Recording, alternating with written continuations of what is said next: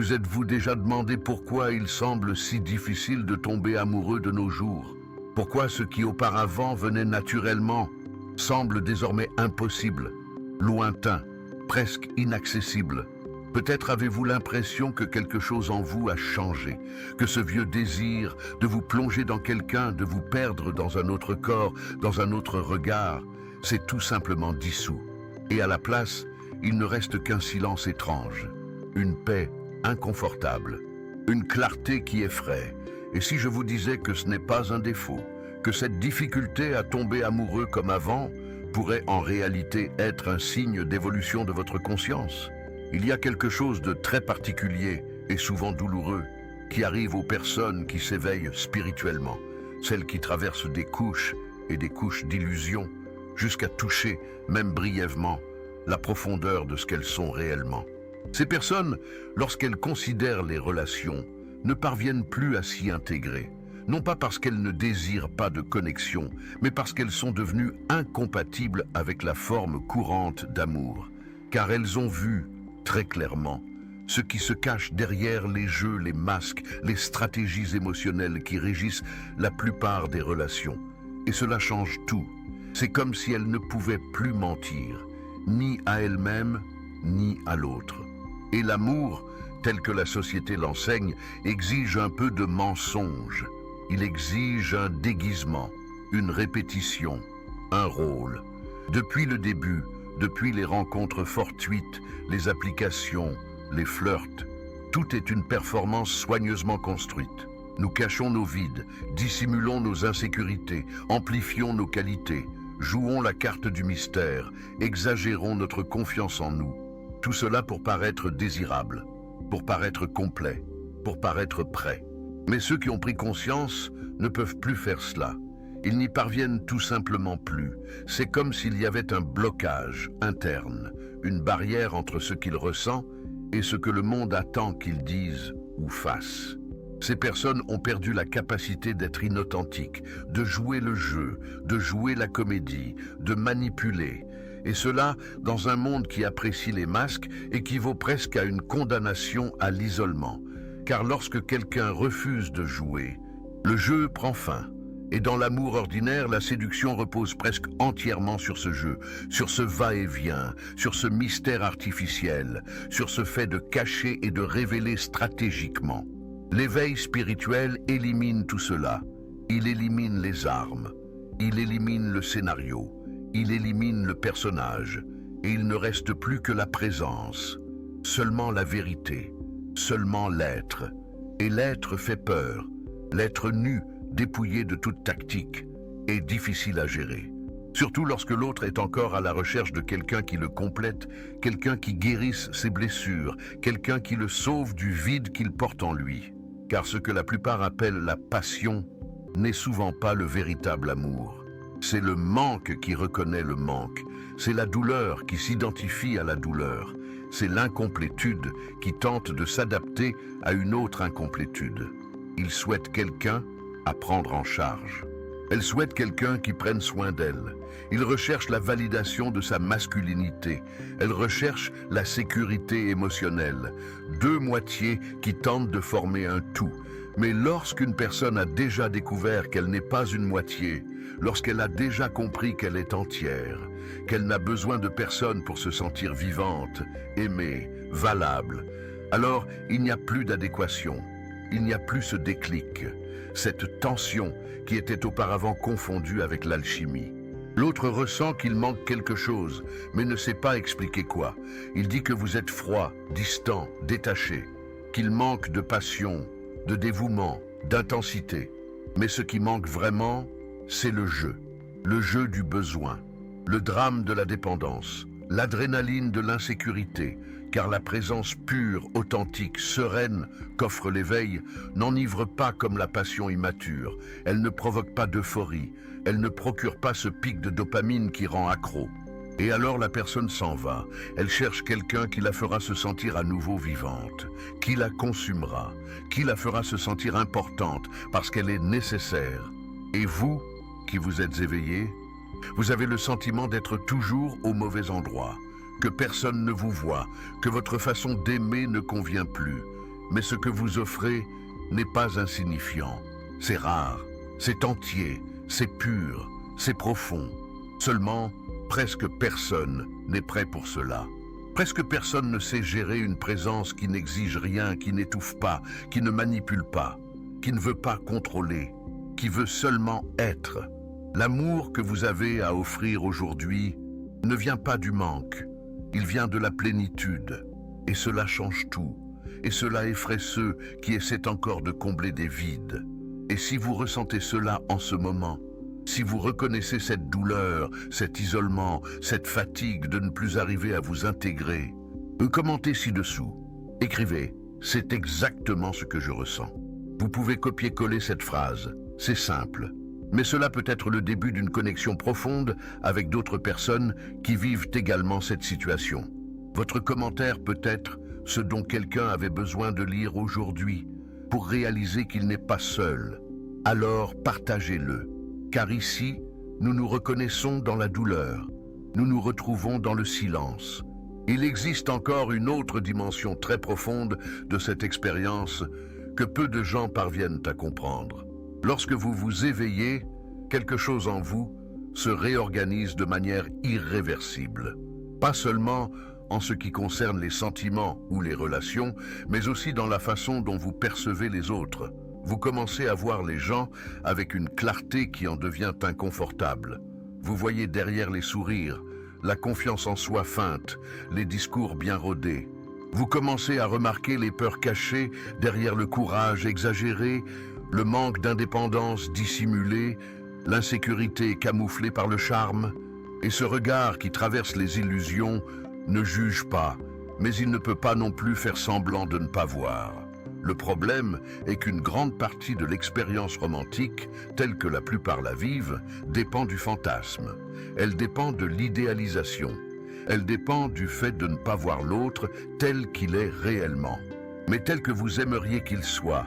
Elle dépend de la projection d'un rêve, d'une image parfaite, d'une promesse de guérison. Nous tombons souvent amoureux, non pas de qui l'autre est, mais de qui nous croyons qu'il peut être. Et une fois le voile tombé, nous déclarons avec frustration « Je pensais connaître cette personne ». L'éveillé n'est pas capable de cela. Il ne peut pas tomber amoureux du fantasme. Il perçoit l'autre tel qu'il est, avec ses blessures, ses traumatismes, ses masques, ses jeux. Et même s'il parvient à aimer cela, même s'il le regarde avec compassion, il ne parvient pas à romancer. Il ne parvient pas à se bercer d'illusions. Et cela brise la dynamique romantique traditionnelle, car la passion, telle que nous avons été conditionnés à la ressentir, a besoin de cette projection. Elle a besoin de cet élan momentané où l'autre devient tout ce que vous souhaitiez trouver. Lorsque vous voyez clairement, cet élan ne se produit pas. Vous ressentez même quelque chose de profond, de vrai, de beau.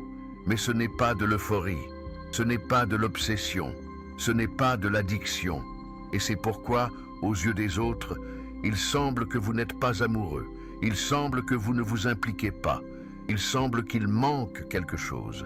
Mais ce qui manque en réalité, c'est le désespoir, c'est le manque. C'est le désir de fuir soi-même à travers quelqu'un d'autre. Et celui qui s'est éveillé ne recherche pas cela. Il ne veut pas s'échapper de lui-même. Il a déjà fait la paix avec sa propre solitude. Il a déjà traversé son propre vide.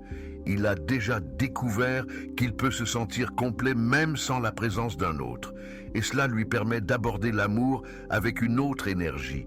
Il ne vient pas pour demander, il vient pour partager. Il ne vient pas pour consommer, il vient pour être. Il ne vient pas pour fusionner avec l'autre et effacer ses propres contours. Il vient pour rester entier, tout en s'ouvrant à la rencontre. Et cela, pour la plupart, est incompréhensible, car on nous a enseigné que le véritable amour, c'est perdre pied. C'est s'abandonner les yeux fermés, c'est ne pas pouvoir vivre sans l'autre. Mais celui qui s'est éveillé a appris qu'aimer en pleine conscience, c'est rester debout, les yeux ouverts, même face à la beauté la plus bouleversante. Il ne se perd pas, il s'abandonne sans s'annuler, il ressent sans avoir besoin de se fondre. Il aime sans avoir besoin de s'effacer. Cependant, Le monde n'est pas habitué à ce type d'amour. Le monde recherche l'intensité, il recherche le drame, il recherche des histoires à raconter, il recherche l'extase, il souhaite ressentir son cœur battre fort de peur et de désir, il recherche l'adrénaline de celui qui se perd. Cependant, celui qui s'est éveillé s'est déjà perdu auparavant. Il s'est déjà plongé dans des passions aveugles, il a déjà souffert des abîmes de l'attachement, il a déjà été pris par des relations qui semblaient vivantes, mais qui, en réalité, ne faisaient que renforcer sa propre blessure. Et maintenant, il recherche autre chose, il recherche la vérité, la présence, la rencontre, l'échange réel. Et quand il ne trouve pas cela, il préfère rester seul. Car la paix qu'il a trouvée en lui-même est plus précieuse que toute compagnie qui le détournerait de cette harmonie. C'est pourquoi il est souvent jugé comme étant froid, difficile, trop exigeant. Cependant, ce n'est pas de la froideur, c'est de la conscience, c'est de la clarté, c'est de la maturité émotionnelle. C'est savoir qu'il n'est plus possible de revenir en arrière, il n'est pas possible d'oublier ce que l'on a vu. Il n'est pas possible de se rabaisser à la dynamique du manque juste pour ne pas se sentir seul. L'éveillé a appris que la solitude n'est pas une ennemie, qu'il y a de la beauté dans le silence, qu'il y a de la dignité dans le fait d'être seul, lorsque le prix de la compagnie est la vérité elle-même. Et cela change tout, car désormais, il ne court plus après. Il ne force pas les relations. Il ne s'adapte pas pour être accepté. Il est simplement, et il attend. Non pas avec impatience, mais avec sérénité, avec ouverture, avec intégrité.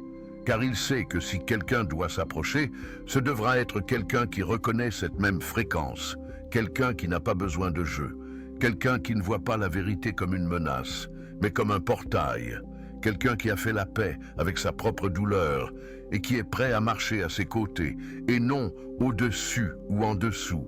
C'est pourquoi les relations authentiques sont devenues si rares pour ceux qui s'éveillent, car il est rare de trouver quelqu'un qui soit prêt à ce niveau d'honnêteté, à ce degré de lucidité. Et quand on le trouve, ce n'est plus un conte de fées, c'est quelque chose de plus calme, de plus solide, de plus sacré, et pourtant si profondément humain. Il existe une solitude que seuls ceux qui se sont éveillés connaissent. Ce n'est pas la solitude d'être sans personne à ses côtés, mais celle de vivre dans un monde où presque personne ne vous comprend vraiment, où presque personne ne sait parler sur le même ton, où les sujets qui motivent la plupart des gens, le statut, les objectifs, les désirs sociaux, ne vous disent plus rien. Et non pas parce que vous vous sentez supérieur, mais parce que votre âme a été déplacée vers une autre fréquence. Et maintenant, tout ce qui est superficiel fait mal, tout ce qui est bruit épuise. Tout ce qui est masque vous réduit au silence. Et vous essayez de revenir, vous essayez de vous réintégrer, vous essayez de faire semblant de vous soucier encore de ce qui n'a plus d'importance. Mais vous n'y parvenez pas. Et c'est le deuil le plus étrange de tous. Le deuil de ne plus trouver votre place dans les espaces où vous vous épanouissiez auparavant. Le deuil de réaliser que ce que vous appeliez amour était en fait un manque mutuel. Le deuil de ne plus pouvoir se livrer à l'illusion, même si l'illusion a été belle pendant un certain temps. Et puis, vous vous retrouvez seul, non par choix, mais par conséquence. Vous voulez toujours aimer, vous voulez toujours partager, vous voulez toujours ressentir la chaleur d'un lien réel. Mais ce qui est disponible dans le monde ne vous convient plus. Cela ne vous touche pas, cela ne vous atteint pas. Et c'est là que la véritable transformation commence. Lorsque vous cessez de chercher à l'extérieur ce qui ne peut être trouvé qu'à l'intérieur. Lorsque vous cessez de courir après quelqu'un qui vous ferait vous sentir entier, parce que vous vous êtes déjà senti entier, même dans le silence. Lorsque vous réalisez que la vie ne vous a pas abandonné, elle vous a simplement livré à votre propre vérité. C'est un long chemin, souvent douloureux, rempli de nuits blanches, de questions sans réponse et d'une immense nostalgie pour quelque chose que vous n'avez pas encore vécu, mais que vous sentez exister. Et cette nostalgie est l'appel. C'est le fil invisible qui vous relie à la possibilité de quelque chose de plus profond, Car oui, il existe un type d'amour qui va au-delà de ce que la plupart connaissent. Un amour sans jeu, sans besoin dissimuler, sans exigence de performance. Un amour qui ne se nourrit pas de ce qui manque, mais qui déborde de ce qui est déjà. Cet amour est rare, non pas parce qu'il est impossible, mais parce qu'il exige deux âmes éveillées, ou du moins une âme disposée à s'éveiller avec l'autre. Et lorsque cette rencontre se produit, il n'y a pas de feu d'artifice, il n'y a pas de grandes promesses, il y a le silence, il y a la paix, il y a une reconnaissance silencieuse, comme si deux présences se disaient l'une à l'autre « Je te vois », et cela suffit, cela soutient, cela transforme. Mais d'ici là, vous devrez protéger votre intégrité. Vous devrez résister à la tentation de vous rabaisser pour vous conformer aux anciens modèles. Vous devrez dire non. Vous devrez accepter les nuits froides et les dimanches solitaires. Vous devrez avoir confiance que votre parcours a un sens, même si personne d'autre ne le comprend. Vous devrez continuer à croire que votre vérité est valable, même si elle semble trop lourde à porter seule. Et c'est là qu'intervient quelque chose que vous n'avez peut-être pas encore remarqué. Vous n'êtes pas seul. Il existe une multitude silencieuse de personnes comme vous. Des personnes qui se sont également éveillées et qui se sentent désormais déplacées. Des personnes qui ne parviennent plus à aimer de la même manière. Des personnes qui en ont également assez de prétendre se contenter de miettes émotionnelles. Et ce sont ces personnes que vous rencontrerez progressivement. Peut-être ici, dans les commentaires, peut-être dans une vidéo comme celle-ci, peut-être dans une conversation qui commence sans prétention. Mais ça commence. Et petit à petit, ce qui semblait être de la solitude devient un réseau. Ce qui semblait être du silence devient une rencontre. Ce qui semblait être une absence devient un espace pour du nouveau. Et vous réalisez que cette période de vide n'était pas une punition. C'était une préparation. C'était la vie qui nettoyait la scène pour que le véritable amour puisse entrer. Et quand il entrera, vous le reconnaîtrez. Non pas à cause de l'euphorie, mais à cause du calme. Non pas à cause de la dépendance, mais à cause de la liberté. Non pas à cause du besoin, mais à cause du choix. Vous le saurez, et vous comprendrez pourquoi tout le reste n'a pas fonctionné. Vous comprendrez pourquoi personne n'avait réussi à vous atteindre auparavant. Vous comprendrez pourquoi vous avez dû attendre si longtemps. Et surtout, vous comprendrez qu'il n'y a rien qui cloche chez vous.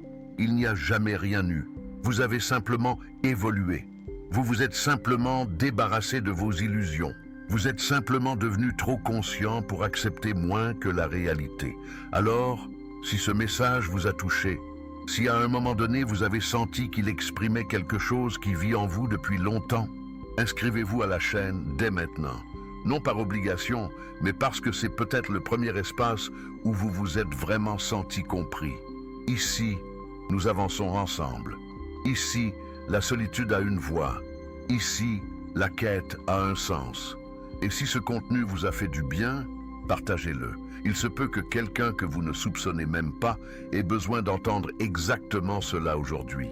Peut-être que votre courage d'envoyer cette vidéo à quelqu'un sera le point de basculement pour une autre âme silencieuse. Et si vous le souhaitez, écrivez dans les commentaires « Je choisis d'attendre ce qui est réel ». Car oui, vous méritez de vivre un amour digne de votre conscience. Et cela commence toujours par l'amour que vous avez pour vous-même.